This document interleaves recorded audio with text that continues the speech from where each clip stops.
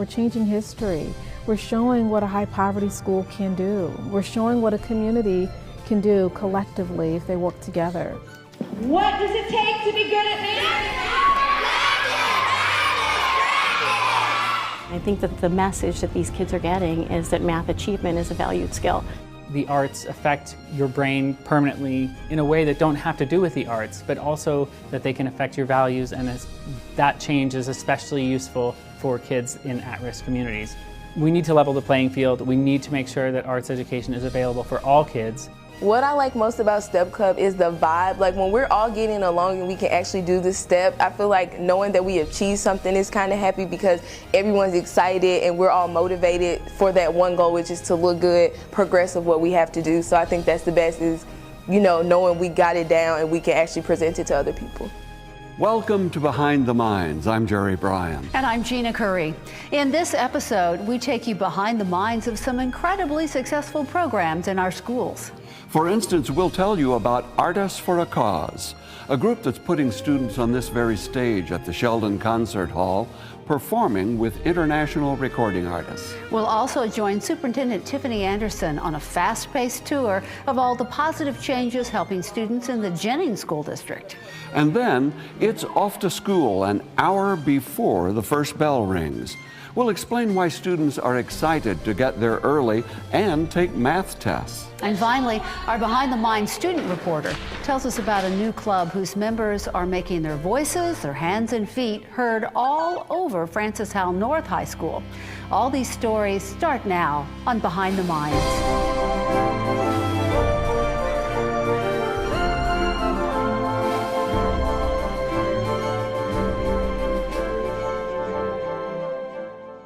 Imagine being a child, you grew up in a house that has dim lights, if any at all, because you can't afford the electric bill. Imagine being a student who doesn't know how they're going to wash their clothes because they have no hot water, or having to boil water to take a bath. I mean, those are real issues of what extreme poverty presents. When Dr. Tiffany Anderson chose to take on this reality in 2012 as Jennings School District Superintendent, she wasted no time setting a plan in motion to change lives. Poverty is not going to stop a student from getting a quality education. We can't let that happen. Schools have this amazing piece where we are the center of the community. So we have decided that we are the place to make sure that we serve every need that they come with. So the first thing was the food pantry. So we give out 8,000 pounds of food a month. That's anywhere from 200 to 400 parents being fed from our pantry. The school is the teacher, the school is the mother, the father, the counselor. The school is the hand. And if you have that philosophy, you cannot fail.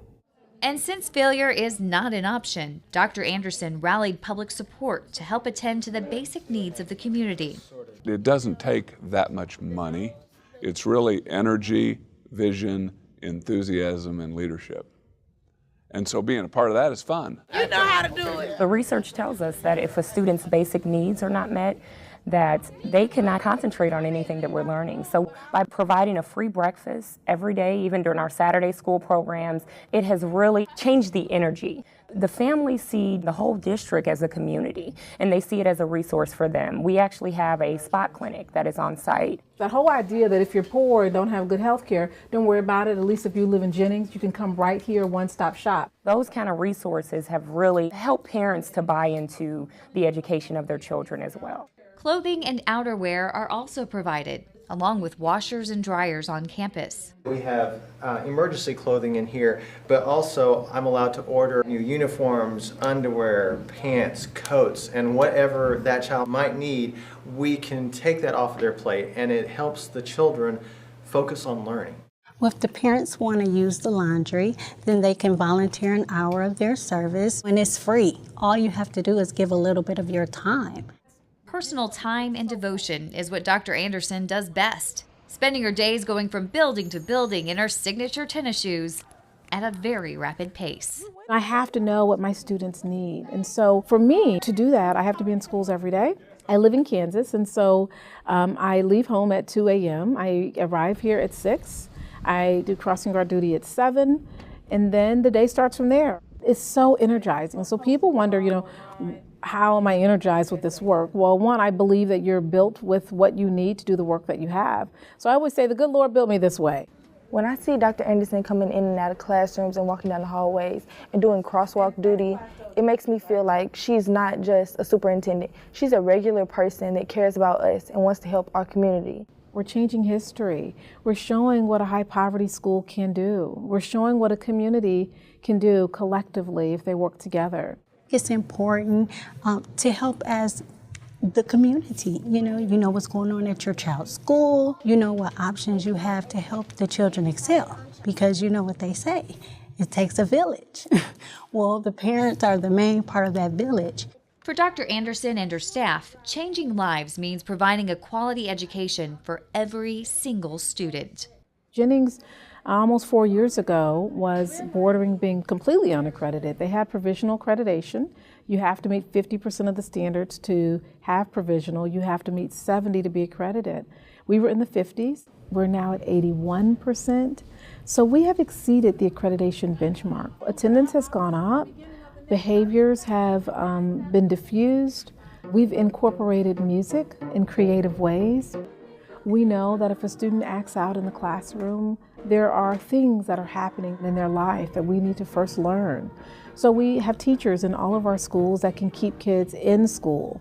We don't believe in really putting kids out. Now that's a mind shift. To help remove these barriers, counselors and other care professionals were placed in every school to address the whole person, not just the behavior. What we're finding is more and more children coming to us who have not had the experiences to help build self-regulation skills, and so they are not able to focus their attention for long periods of time. They are not able to rebound when they make a mistake. So Dr. Anderson's focus is that you have to remove the barriers that poverty puts in place. We had a leader that came in and said, we will do things that make sure that our students graduate. What college are you going to, sir, after you graduate from high school? Washington.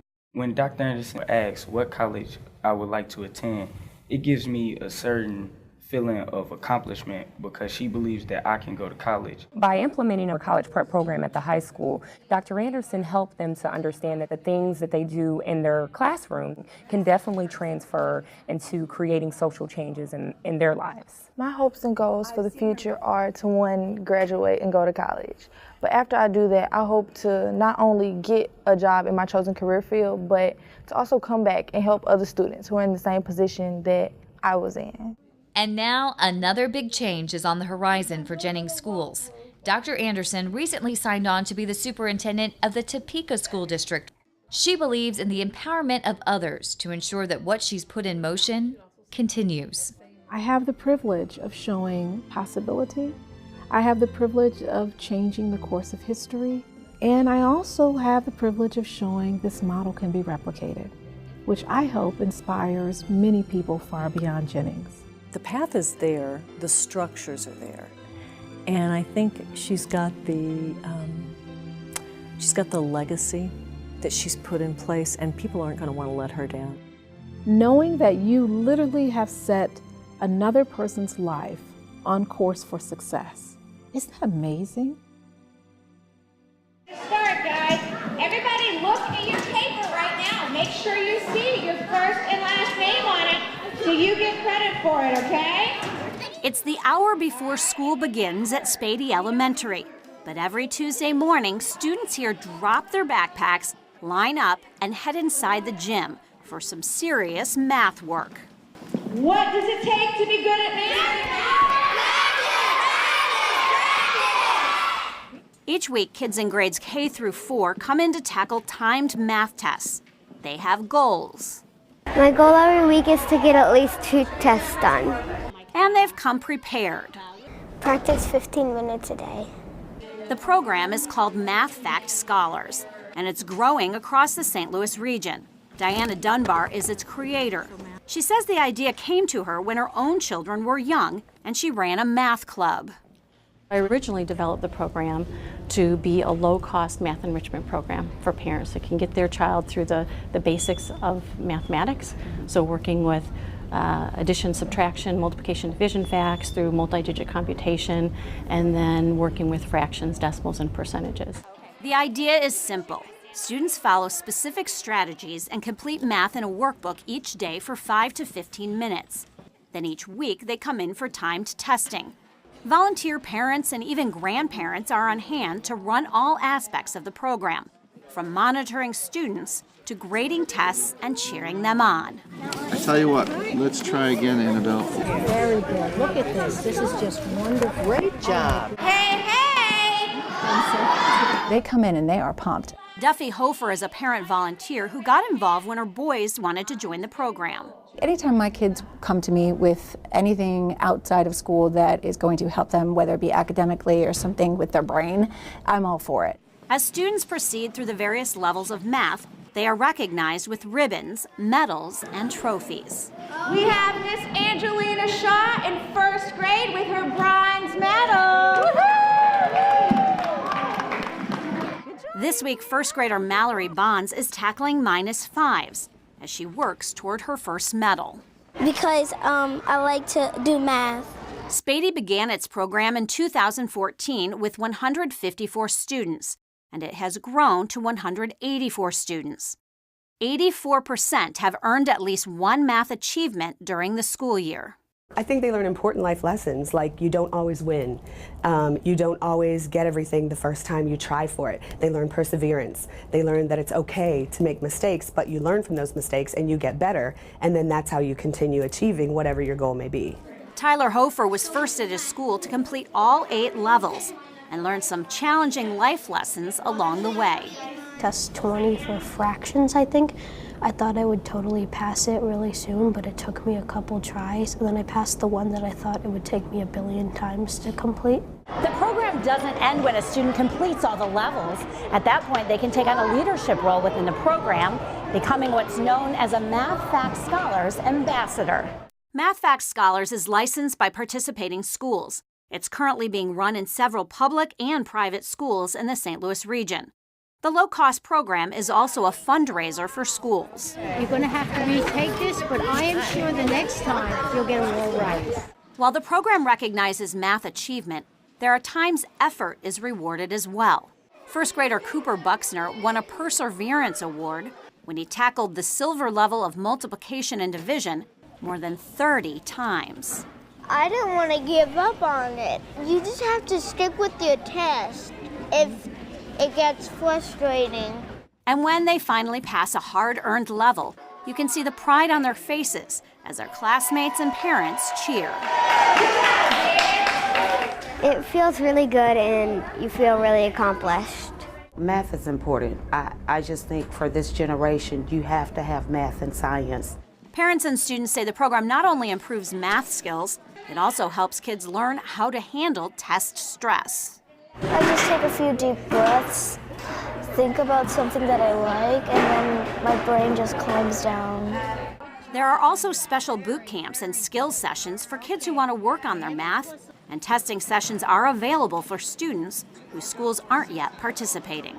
I think that the message that these kids are getting is that math achievement is a valued skill. What does it take to be good at math?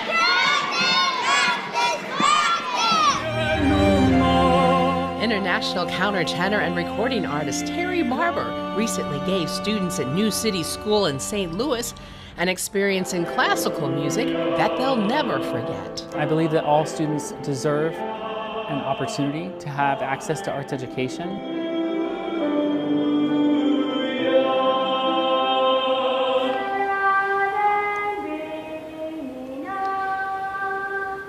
Singing on the vowel, and then the consonants are just kind of connecting, but they're less important. You are already kind of doing that a little bit right now. Be happy for where you are and the progress you're making, and focus on all the good things you're doing. I'm not the only artist that wants to change the world using their talent, and so I founded Artists for a Cause, and the whole organization is really about how can art be the solution to meet critical needs in our community. And that solution is confirmed by the UCLA Educational Research Study by Professor James Catterall. And he's proven not only that the arts affect your brain permanently in a way that don't have to do with the arts, but also that they can affect your values, and that change is especially useful for kids in at-risk communities. we need to level the playing field. We need to make sure that arts education is available for all kids to be able to have access to that classical. And so I'm doing this Classical for Schools program now in St. Louis. If this makes you think that you will get more involved in art, then I have done something that I'm pretty happy with today. And especially think about classical as a good place to start. Classical music is really fun because it has so much depth to it. It doesn't just say random words or put random things inside the music. It actually means something. It's actually a story that's being told through music. Artists for a Cause also provides mentoring for selected young gifted talent and the rare opportunity to appear on stage with Terry Barber at the Sheldon Concert Hall. Many of you know that we're giving back to a dozen local music school programs out of the ticket sales tonight. In this production, I've chosen exceptional talents, and part of their audition process was to understand about their technique and ability to come prepared. I treat them really the same way that I would treat professionals that I work with. I'm very excited to be working with Jordan Jones. Jordan has the most extremely high voice that I've ever heard of out of a boy soprano. At the end of the final number, Phantom of the Opera, which has a high E, which is almost the highest note written for soprano women to sing, Jordan can hit that note.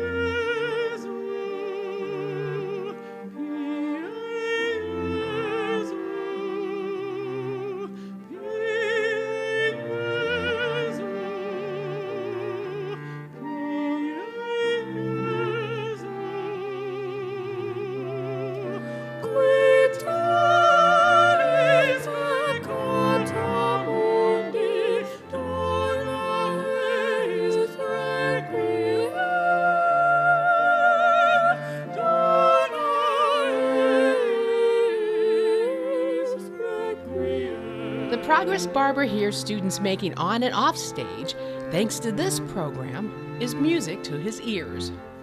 Two of his star protégés are currently appearing in Broadway shows, and the future looks very promising for these extraordinary vocalists.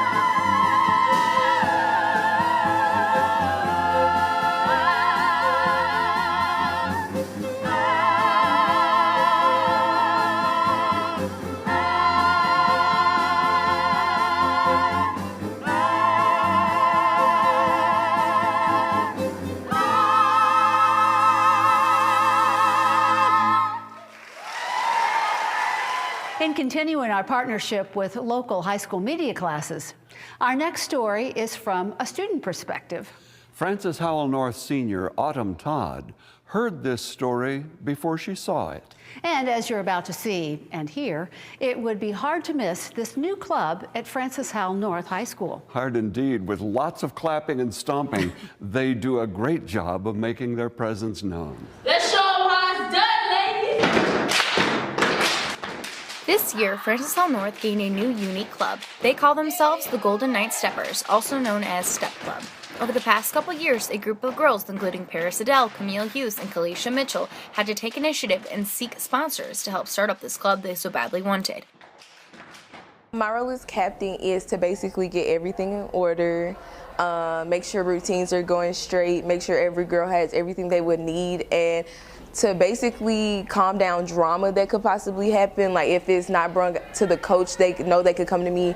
So I'm basically the problem solver. Like everything that a mom could be, that's like kind of me, but I'm the same age. So I'm like chill with everyone, but I basically kind of have to direct everything, make sure everything's going right. We have everything to prepare for like our next event or practice or anything.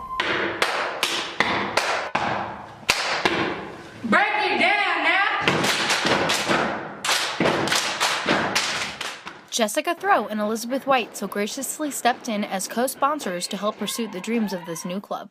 It's just totally different than anything that we have already. It's different from Nightline. There's no music involved. They make the music with their feet and their hands and just the rhythm. It's not cheering. It's just a different demographic, a different type of performance. So it's just something new and unique. What I like most about Step Club is the vibe. Like when we're all getting along and we can actually do this step, I feel like knowing that we achieved something is kind of happy because everyone's excited and we're all motivated for that one goal, which is to look good, progress of what we have to do. So I think that's the best is, you know, knowing we got it down and we can actually present it to other people. I like the relationships that you have with everybody else. It's just fun, it's nice and peaceful, not stressful or anything. Step Club hopes to be performing at Snowcoming Pep Assembly and upcoming basketball games. Keep your eyes out and listen in for the next time these stomping ladies perform. 1 + 1 is 2. 2 + 1 is 3. You better pay attention 'cause we're making history. You can learn more information about our student reporter Autumn Todd, as well as all the stories featured in this edition of Behind the Minds on our website, hectv.org. Thank you so much for joining us from the Sheldon Concert Hall. We'll see you next time.